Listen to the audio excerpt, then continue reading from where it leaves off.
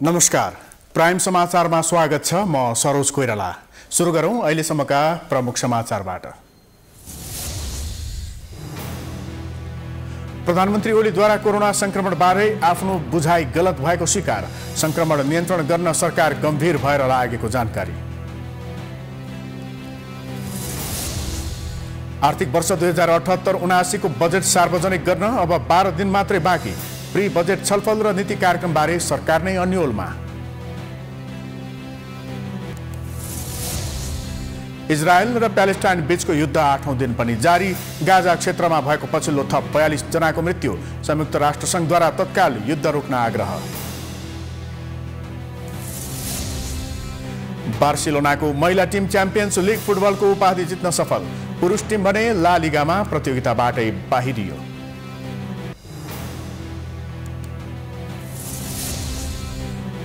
League 1 फुटबलमा Paris saint Germain PSG द्वारा Rhames 4-0 goal अन्तरले पराजित। प्रिमियर लिगमा वेस्ट ब्रुममाथि लिभरपुलको सङ्घर्षपूर्ण जित।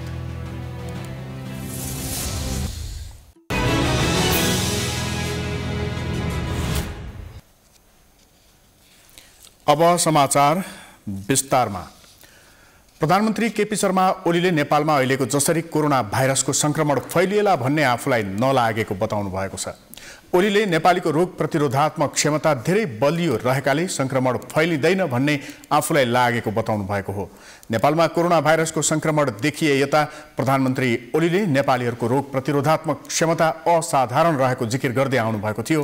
28 जेठ 2077 मा संसदलाई सम्बोधन गर्दै प्रधानमन्त्रीले त्यही दोहोर्याएपछि पूर्व स्वास्थ्य मन्त्री समेत रहेका नेपाली कांग्रेसका सांसद गगन कुमार थापाले हाम्रो रोग प्रतिरोधी क्षमता बढी छ भनेर कसले भन्यो भनेर प्रश्न गर्नुभएको थियो।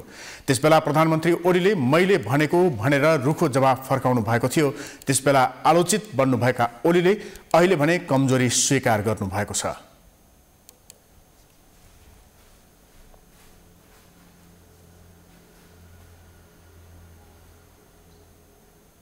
अलिअलि सर्छ तर धेरै यस तहमा चाहिँ वृद्धि हुन सक्दैन भन्ने लाग्छ। तर यस तहमा वृद्धिको सामान्य इम्युन सिस्टमले पनि यसलाई रेस्क्यु गर्न सक्छ। यदि इम्युन सिस्टमको काम छैन भने त्यो जति मात्रामा मान्छे रिभाइभ भएका छन् त्यसमा पनि इम्युन सिस्टमको अवश्य नै भूमिका हुन्छ। ओलीले गत वर्ष कोरोनाको पहिलो लहर चल्दा संसददेखि सार्वजनिक मन्तव्यमा नेपालीमा रोग प्रतिरोधात्मक क्षमता बलियो भएकाले धेरै प्रभाव नपर्ने दावी गर्दै आउनु भएको थियो।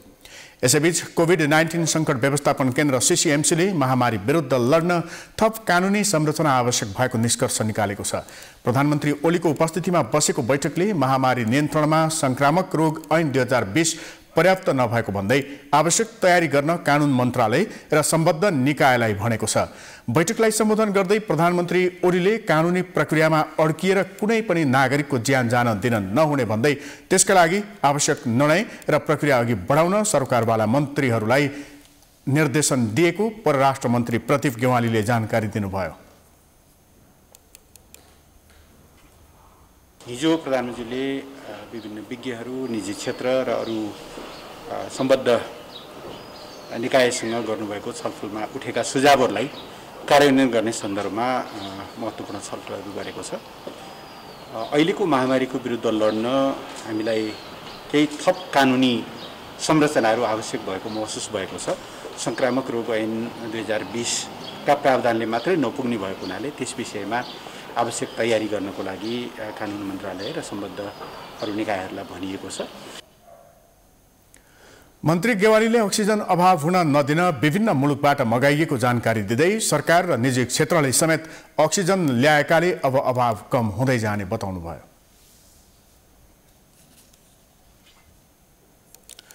करिब 20,000 जनाको कोरोना परीक्षण गर्दा 7,368 जनामा संक्रमण पुष्टि भएको छ। कोरोना संक्रमणबाट थप 145 जनाको निधन भएको छ। संक्रमण पश्चात आइतबार 6,000 भन्दा बढी कोरोना मुक्त भएका छन्। एक रिपोर्ट। पछिल्लो केही दिन यता कोरोना संक्रमितको संख्यामा केही मात्रामा कमी आएको छ। आइतबार देशभर 19,893 जनाको परीक्षणको क्रममा 7,368 जनामा कोरोना संक्रमण पुष्टि भएको छ। शनिबार 18,548 जनाको PCR परीक्षणको क्रममा 8,167 जनामा संक्रमण देखिएको थियो।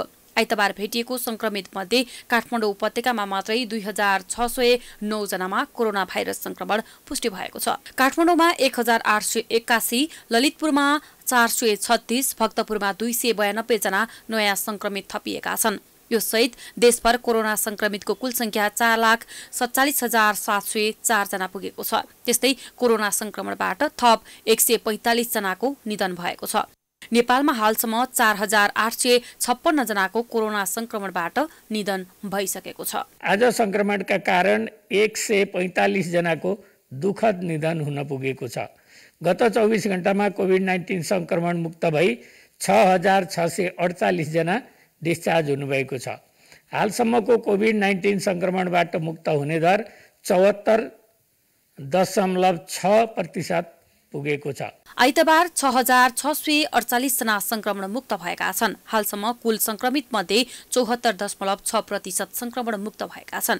मन्त्रालयका अनुसार देशभर सक्रिय संक्रमितको संख्या 1,10,163 जना रहेका छन्, जसमध्ये 7,808 जना संस्थागत आइसोलेसन र 1,02,455 जना होम आइसोलेसनमा रहेका छन्। उपचारमा रहेका मध्ये 1,313 जना आइसियु र 380 जना भेन्टिलेटरमा छन्। देशभर 701 जना क्वारेन्टिनमा छन्। यसैबीच मन्त्रालयले कोभिड-19 का बिरामीका लागि अस्पताललाई नै अक्सिजनको व्यवस्था गर्न निर्देशन जारी गरेको छ। प्रवक्ता गौतमले अबदेखि अस्पतालले नै अक्सिजनको व्यवस्था गर्नुपर्ने निर्देशन जारी भएको बताउनु भएको छ। यसअघि कतिपय अस्पतालले थप बिरामीलाई नलिने सूचना जारी गरेका थिए भने कतिपयले बिरामीका आफन्तलाई अक्सिजन ल्याउन लगाउने गरेका थिए। बिरामीका लागि अस्पतालले नै अक्सिजनको व्यवस्था गर्नुपर्ने र बिरामीका लागि आफन्तलाई ल्याउन भन्न नमिल्ने प्रवक्ता गौतमले बताउनुभयो। अस्पतालहरूमा अक्सिजनको अभाव हुँदै गरेको भनी चिकित्सकहरूले बिरामीका आफन्तलाई चाहिँ अक्सिजन लिएर आउनुहोस् भनेर भन्ने गरिएको पनि सुन्नमा आएको छ।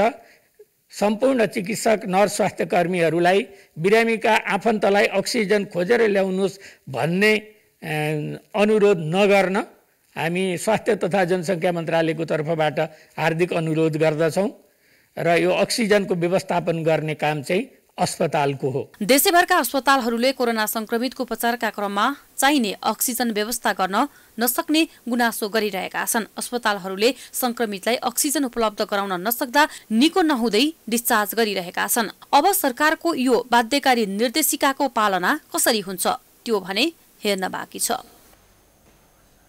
समाचारको सिलसिला जारी छ। हामी विश्रामपछि आउँछौँ।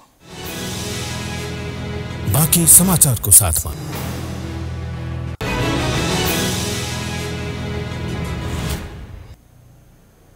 विश्रामपछि स्वागत छ। अब बाँकी समाचार।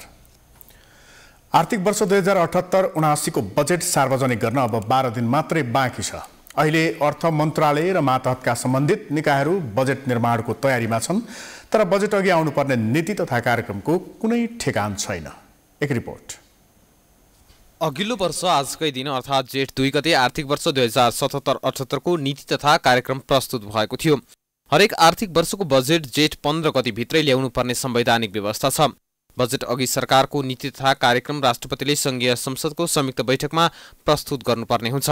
सोही अनुसार अघिल्लो वर्ष जेठ 2 गते नीति तथा कार्यक्रम सार्वजनिक गरिएको थियो, तर यसपटक बजेट सार्वजनिक गर्नुपर्ने अवधि 2 हप्ता पनि बाँकी नरहँदासम्मको संसदको बजेट अधिवेशन समेत बोलाइएको छैन। यही बेला मुलुक कोरोना महामारीसँग जुधिरहेको छ। त्यसैले जेठ 15 गते आउने बजेट कस्तो होला भन्ने चासो बढेको छ। तर यो वर्षको बजेट महामारीको अर्थतन्त्रमा परेको प्रभावबारे विस्तृत अध्ययन र पूर्वानुमान बिना नै बन्ने देखिएको छ। धेरैजसो समय राजनीतिक खिचातानीमै समय बितेकाले मन्त्रीहरूले बजेटमा ध्यान दिन पाएका छैनन्। शुक्रबार मात्रै विष्णु पौडेलले पुनः नियुक्तिपछि अर्थ मन्त्रालयको जिम्मेवारी सम्हाल्नु भएको छ। यद्यपि त्यसअघि पनि पौडेल नै अर्थमन्त्री भएकाले केही तयारी भने भएको बुझिएको छ। यो वर्ष सरकारले लोकप्रिय कार्यक्रम सहित बजेट बनाइरहेको बताइएको छ। मन्त्री पौडेलले कोरोना महामारीबाट प्रभावित नेपालको अर्थतन्त्रलाई प्रभावकारी रूपमा अघि बढाउनु आवश्यक रहेको भन्दै आगामी बजेट अर्थतन्त्रलाई गतिशील बनाउने गरी आउने बताउनु भएको थियो। हामीहरू आगामी आर्थिक वर्षका लागि बजेट निर्माणको तयारीको अन्तिम चरणमा छौँ।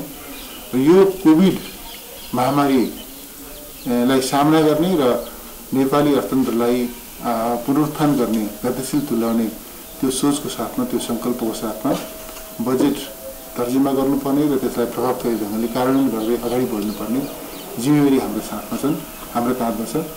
यो जिम्मेवारी हामी सफलतापूर्वक पुरा गर्ने हिसाबले अगाडि बढ्छौँ र हाम्रा प्रयासहरू त्यस हिसाबले केन्द्रित हुन्छन्। सामाजिक सुरक्षा भत्ता सहित निर्वाचन लक्षित कार्यक्रममा जोड दिने भएकाले वितरणमुखी कार्यक्रमले बढी प्राथमिकता पाउनेछन्। तर सरकारले अहिलेसम्म बजेट अधिवेशन बोलाउन सकेको छैन।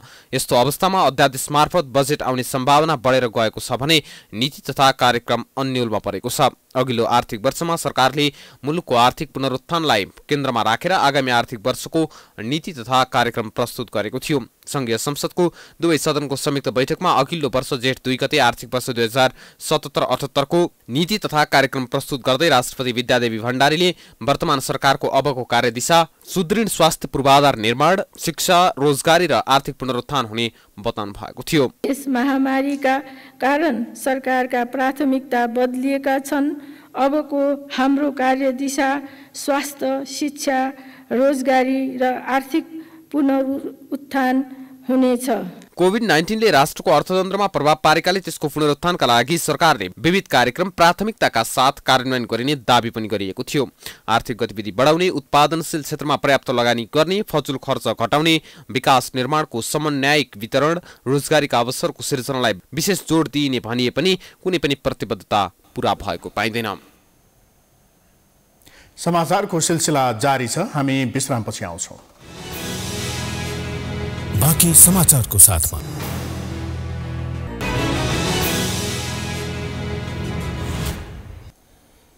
विश्रामपछि स्वागत छ। अब अन्तर्राष्ट्रिय समाचार।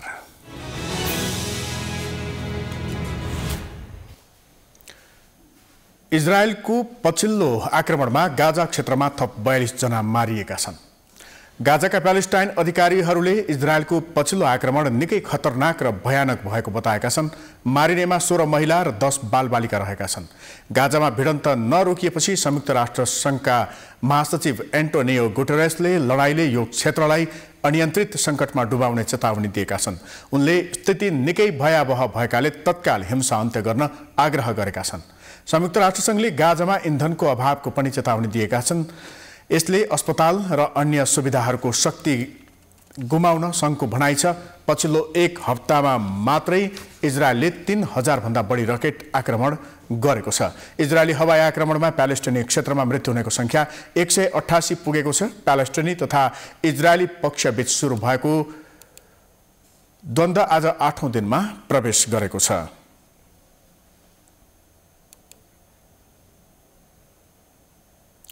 अब खेलकुद समाचार।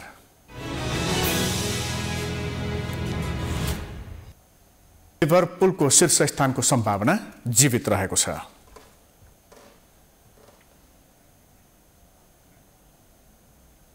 यो सँगै हामी समाचारको अन्त्यमा आइपुगेका छौं। जाँदा जाँदै प्रमुख समाचार पुनः एकपटक। प्रधानमन्त्री ओलीद्वारा कोरोना संक्रमणबारे आफ्नो बुझाइ गलत भएको स्वीकार। संक्रमण नियन्त्रण गर्न सरकार गम्भीर भएर लागेको जानकारी। आर्थिक वर्ष 2078-79 को बजेट सार्वजनिक गर्न अब 12 दिन मात्रै बाँकी।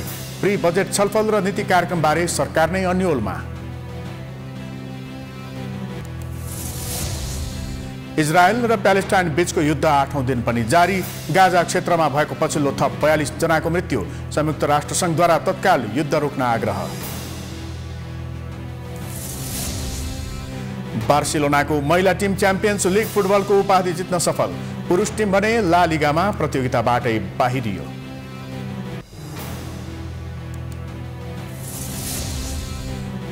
लिग 1 फुटबलमा पेरिस सेन्ट जर्मेन PSG द्वारा रेम्स 4-0 गोल अन्तरले पराजित। प्रिमियर लिगमा वेस्ट ब्रुममाथि लिभरपुलको सङ्घर्षपूर्ण जित। समाचार अहिलेलाई सकियो। हेर्दै गर्नुहोला प्राइम टाइम्स टेलिभिजन।